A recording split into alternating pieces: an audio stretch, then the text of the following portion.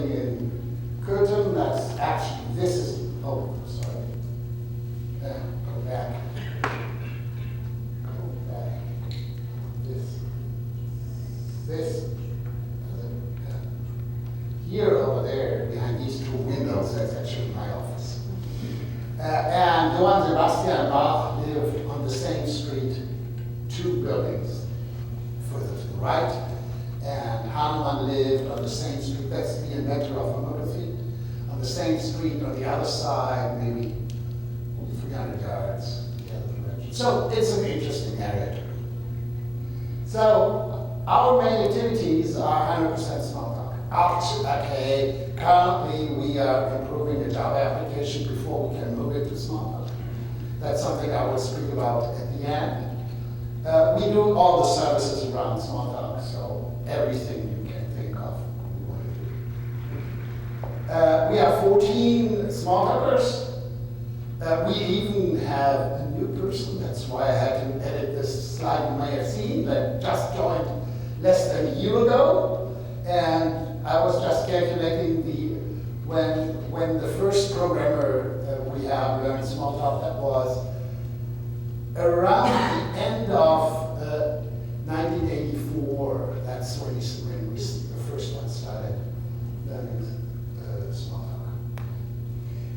Yeah, and so what we do for the last 12, 13 years, our main mission was to keep existing systems alive. And I took a couple of pictures of companies we have been working for. So a few of them are here, and you heard firsthand. And the reason why they're using Smalltalk is for good reason. They created an excellent application, and it has to be improved. Société Générale is doing leasing with software. Deutsche Bahn uses it to create any timetables. They run trains with it. ABB uses it to construct power plants. Schmidt is a small company. They do construction, so it's an architect office. Atlas TE, actually, they do all kinds of Smalltalk. So Société Générale is using VA. Atlas TE is using VSE for analyzing, like what the analysts did in the old days, for analyzing non-statistic data from movies, from videos, from PDF documents, from audio documents, from anything. Global Foundries, they used to call AMD. They are just building a new fab in Malta, New York, where they're using the central component, not only what you were speaking about, but the central control, where all of the robots and machines you built send their information through to the operative and maintenance system. So it's the core of the fab, the automation core. CS is a system for a mid-sized company, an ERP system. The company went out of business about a year ago, and I was able to purchase it. Now I own it. We are now building it up again. And the engineer, so you cannot imagine the situation the software was in. The guy who sold it to us, not the guy, we bought it from the liquidator, but the guy who had this stuff, said, okay, bring boxes. And we said, okay, you want to give us files? And no, he gave us disks and pieces of computers. So we had to build up the computers first before we could have access to the software. Amazing. And then there was a store repository on it, and you cannot imagine the sorting in the store repository. It was not possible to load this stuff. No way. And they had all the images and everything you can think of. But finally, we made it loading, and it started to be the jewels start shining. And I will spoke about a little bit at ESA, and I will speak about this in a future conference. It's a great stuff. Airgas is a natural gas trading company. They own the pipes, and they use Object Studio to transport to do all the calculation, how much which source produced at which day, and how much which sink used at which day, and all that calculation is done in an Object Studio application, which is currently being ported from Object Studio 5 point something to the up-to-date version. So what is common with all these projects? I think all of them resisted a porting to other technology.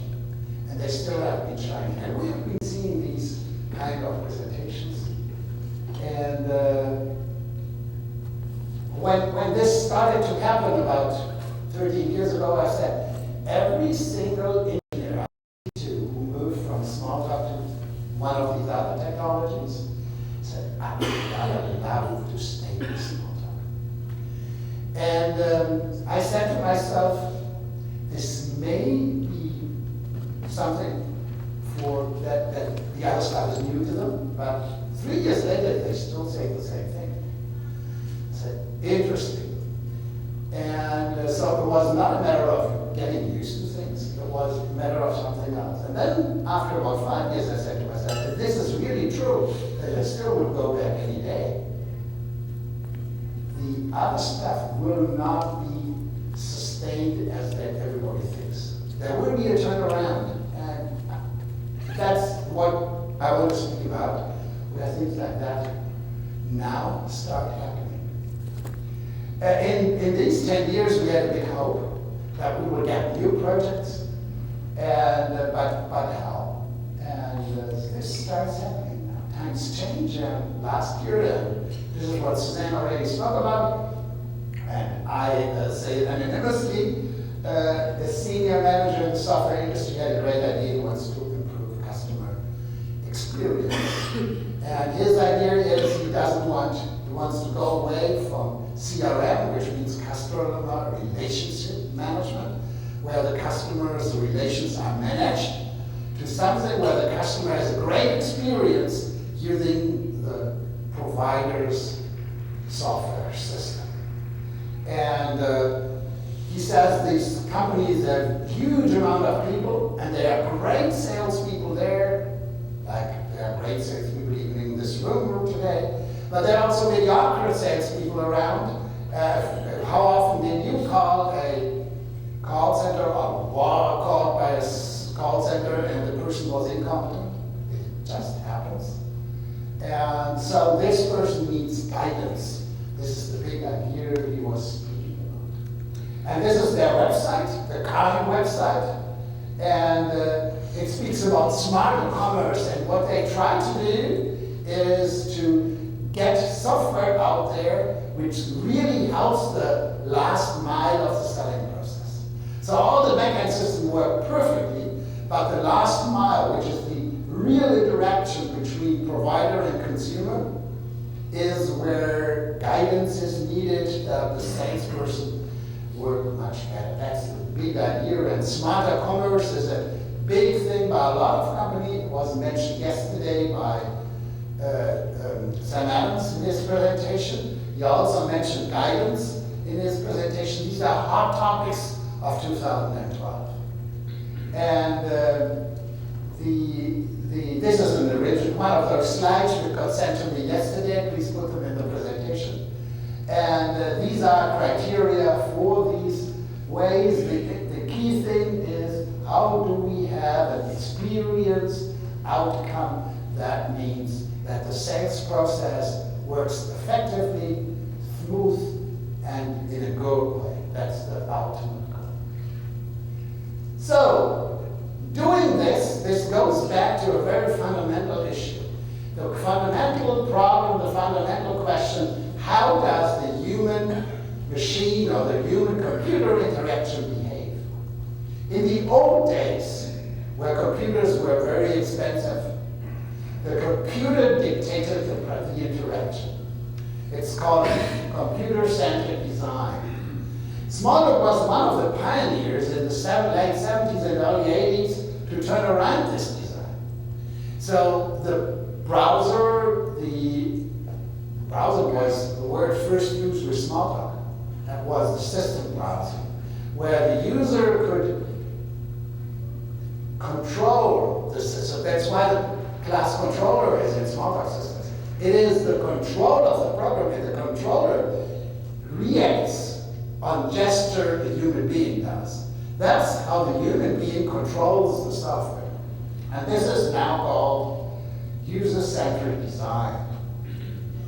And the issue with user-centric design is that the guy who is in control also bears the responsibility. And he has to be trained to control the system. And now he needs help, and this is what guidance is about. So it's another way, or a way to improve the user-centric design in a way that the free will of the user is not broken. He continues to control the situation, but the system tells him, by the way, have a look here, have a look there. So I just wrote up for the elder of you, they might be able to read it. This is PDP 11 basic. That's one of my first languages I learned in the interactive languages. It's a very simple program. It's complete, so it has just 4 lines.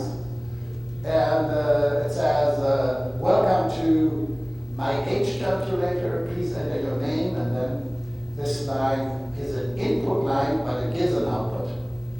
And then you enter, and the variable will be n, and n with a $ means it's a string. And then in which year grade you were born, and the percent says that's an integer, otherwise it would be a float. And then whatever you have given in year, now you are whatever years old. Huh? Yeah, minus, yeah, okay, thank you. I'm sorry. Huh? Yeah, you're from the back. Good. Yeah, I don't have a PDP 11, I don't try it. So I couldn't even run the test. So, but what you can see here, the user has no control of entering the fields in another sequence. No way. And that's the way. User-centric design, this is, I did it I think about a week ago. I tried to find something on eBay and wanted to have something about Smalltalk, whether I can buy anything new. And I entered Smalltalk software up there, and believe it or not, I found a book by Ken Lever and Martin Osborne. But the way, if you enter Smalltalk, only Smalltalk, you get thousands of results, but none of them is interesting. Because that's all about the other Smalltalk.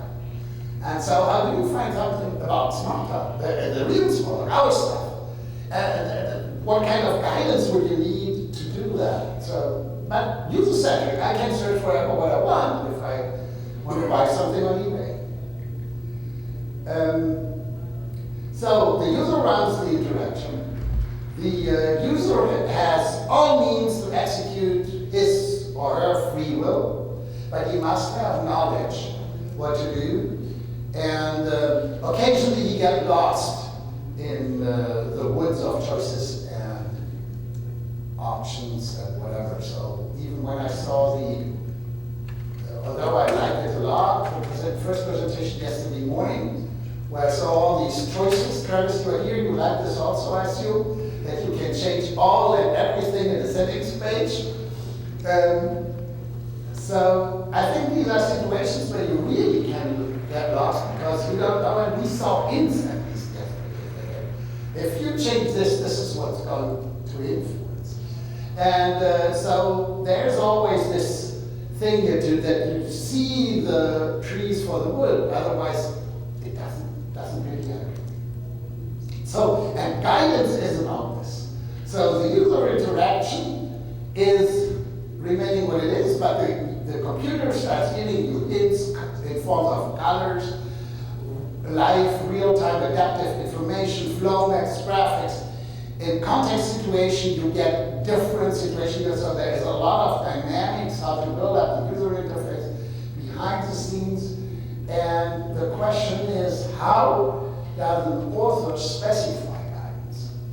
program it down, so it's no problem. So you can use the things which are there, but it starts to be complicated when you do this. You can do all that programming in JavaScript.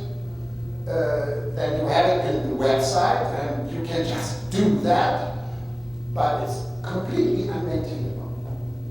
That's a big downside with it. So this is an example, also another slide I got sent.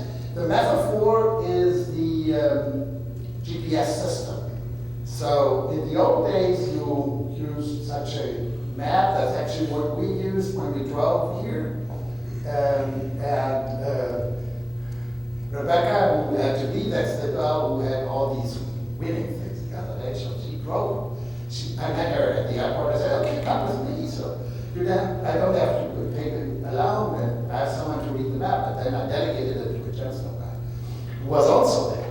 So we were 3 people coming in, but we had this old-fashioned map. We had to find out that the map was inaccurate, so we had to turn left instead of right, and no U-turn, and we had to use a lot of intelligence ourselves to find the hotel. We found it because it's so big, it was not difficult. But a guidance system, which guides you during driving, would help us, would have told us turn left now, or if you would have turned left, turn around please, or take a, if possible, take a U-turn, or whatever these systems are telling. That's the metaphor behind it. And the Synchrony, what is the name of the product, comes up with adaptive interaction guidance, and will have the flow of execution being done in a way that it depends on the situation where you are. Think you have a lot of information sitting around, and this information, whatever is there, will deduct what are the possibilities, what are the most desired gains of information towards the goal to make a sale, to have this situation. So you have this, if you know the optimization theory, you are in a situation where you are on the edge of possible situations, so there are a certain set of ways you could go from the location, from the information position where you are now. But if you don't have a goal, it doesn't matter where you go. That's something known by Alice in the Wonderland. He's told that if you don't know where you want to go, if it doesn't matter for you, it doesn't matter where you go. But in a situation of a sales process, you have a goal. You want to maximize customer satisfaction and the thickness of your pocket. That's the ultimate goal. And with that direction, the system tries to support the salesperson as much as possible, to find out as much information as possible to come up to this goal. And the question was, what would be the appropriate technology to solve this problem? So there are these ideas that they must become true, and the offering comes up with a lot of things, and one of the key things in here is a rules and knowledge-based system. We spoke about briefly yesterday in the discussion about situations where these rules-based systems have been very well supported and a lot of discussion, but they went apart about 30 years ago. Almost 30 years ago, the topic was not hot anymore. It's getting hot again. And people are saying there is a certain set of human knowledge which is well expressed using these systems, including uncertainty, because all these rules which are set up, there are no strict rules. If you are here and there, it's not sure that the customer will buy the Nokia phone, or a smartphone, or an iPhone, or whatever, so you are in this phone selling business. It's not sure that he wants to do it. But with this requirements, which I know right now, and with the budget I know right now, there's this what we will probably buy. And so this is what is behind this rule-based system, and all the other systems are around this. Certainly you have to have a case manager system, you have to have the context manager so that you can go forward and backwards. Seaside has an idea to do that. So you have these continuation semantics. That's one of the things which have something to do with here. You want to generate documents at the end because the customer has to sign the contract for the next 24 months or whatever you want to do. And guidance, which is the general support idea for this situation, needs a dynamic UI. It needs a guide author. It needs a language to express the guidance. And on top of that, it still needs to run the existing supportive information system, which has a connection to the outside world, including Facebook and other important sources, Chrome, Google Plus, or whatever they are, information systems about your customers. And so the architecture, which is now being developed, has two colors, white colors and red colors. And the red colors are those parts which are implemented in Object Studio, which is a Smalltalk system. And so one of the things you see that almost every interaction goes through this orange piece. And that's actually a very common architecture, like that one in Global Foundries, where the core system is the system in Smalltalk. Every interaction runs across Y because it's the most flexible thing. And maybe you have heard of the Vauquois triangle. If you want to translate things from many languages to many languages, the easiest way to put it to come to an understanding and then go away from the common understanding, have an internal lingua franca. And this is the same thing here. You have a central model of the entire application in the Smalltalk system, while you are talking through interfaces to all the specialized actors around. So with the UI is, where's the UI? Forgot it.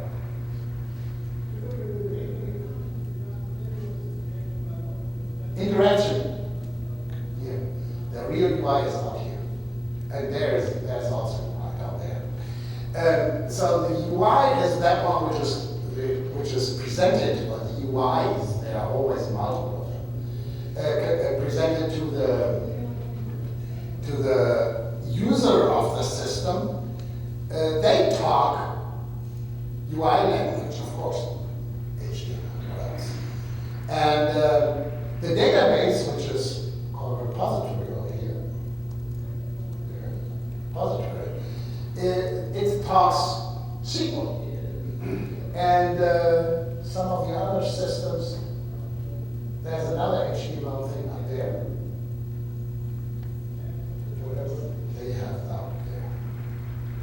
So these pre-existing systems have been, most of them are pre-existing, so you have all these kind of systems.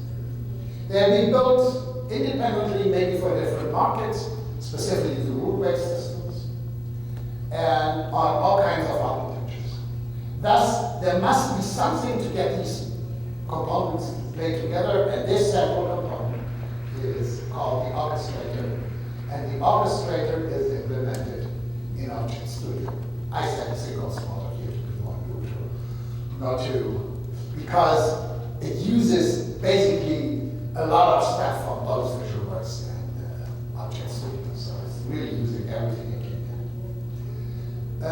The object model is the central thing, and as there's often a requirement in these situations to have one central class, which is the metaphor of what needs to be done. In here, they worked around what the central class would be. And that went at least through 10 iterations. And the last common meeting they had in Cincinnati, Ohio, they came up with the idea the central class is action. So that is the thing where because we are goal-oriented, what is the next action I want to have done? An action could be show this guide, go to this rule-based system and ask this question. Go out to the web and retrieve information about this customer, or log in, or whatever action is. So and an action is the database people, and I see a few gemstone showers here, one is just coming in. You are just in the right moment, they call it transactions. But we don't call it that way because it's not closed like a transaction. I wouldn't want to confuse people. We call it this thing that's called an action. And the actions are recorded and can be replayed and reset and run backwards and undone in the context manager. That's the basic model. And it has a lot of interfaces to the world, and all these interfaces are two levels. They have a technical level, and they have a semantic level.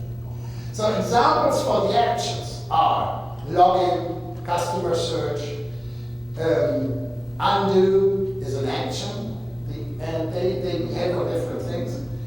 And there's also a lot of flexibility in the entire system, so because it's designed to work on totally different application domains, that's why there is a database for the taxonomy. And the taxonomy is a world that describes the domain, and in a certain situation in the session, the taxonomy components can be set to certain values. Example, I'm now working with this customer, Joe Miller. And so that's the setting of value in the taxonomy when you enter these things. The context manager does, because of the action, does the undo. The database stores the taxonomy and its value, so you also could call it a schema, and the tables with the contents, the user rights, the customer data, that's all obvious. The rule system is this guidance piece. The rule system describes what are applicable actions, because the others I don't offer. So if there are 1,000 actions possible, but in this situation only 10 make sense, there's a filter in there. There are alerts, so if you know the budget of a customer and the selection he wants to make is beyond that, what you know is his limit, it should be an alert there saying he won't pay for it. And the recommendations and mandatory information that might be needed. Now the interfaces to the rule system, the particular rule system they're using right now, uses COM as the base level. And on the higher level, you can set the higher level, the rules work on key value pairs.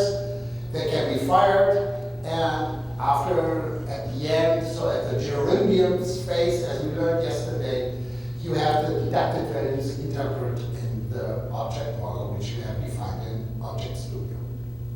To the database, it's obvious that GLORP is used on the lower level. On the higher level, you have the taxonomy is two actions. You have to interpret the user rights. You have to do everything with the customer. You have to log in. All this typical stuff you all know, talking from Smalltalk to a database. To the UI on the lower level, it's pure HTTP. It's only the headers. And on the higher level, it is mapping UI actions to action objects, making queries, which could be there described in the UI, to message sends, and this is all done from these typical interaction systems, as you know them from OpenTalk, from others, from DST or from Corba. You typically use a broker, and this is also done in here. Why were they using Smalltalk? Not only because it's an in-house technology to Cincom, because there's the saying, it is home time, the profit isn't valued at all. So it's even, I think for Suzanne, you can comment on this better than I do, being an outsider, it's probably much harder to sell internally than externally. So that was not the situation. The situation here was that Smalltalk turned out to be the only solution which could do it. One thing was the flexibility thing. The others are all low-level interfaces were there. So thanks to Arden, who always pushes to have them in the product, we have com.net Connect, web services, and HTTP. These are the four that were used, and they are all there in the base product. The easy way of the high level of dynamics, the wrong conference to explain this, so I don't. The easy way of modeling, you have seen the modeling tool. The easy way of adaptation from one domain to another, and the easy way from one medium to another. So they use different mediums and different target domains, like healthcare. This particular situation now, the patient-centered care coordination. So healthcare is a very hot topic. Commerce, retail, engineering, financial services, telephone companies, and sales in there, and even government applications are in the target. Media are either the call center, which is already there in Synchrony, that's a very natural thing for this product group, but also iPad-like. I don't want to say they're using iPads because they are very flexible there. iPad-like devices, which can be carried by a salesperson in companies like Best Buy or so, that you will get the information and everything he has on hand. Or the internet, where the user can sit at home, and the idea is also that the user can pre-select things at home and get some information about the potential next washing machine, because the old one is broken, and he goes to the store, and the store knows that he has what he has looked at. Said, yes, I know you are for model of Whirlpool is this one. There's something much better than this one, but you only have to pay 4 times as much.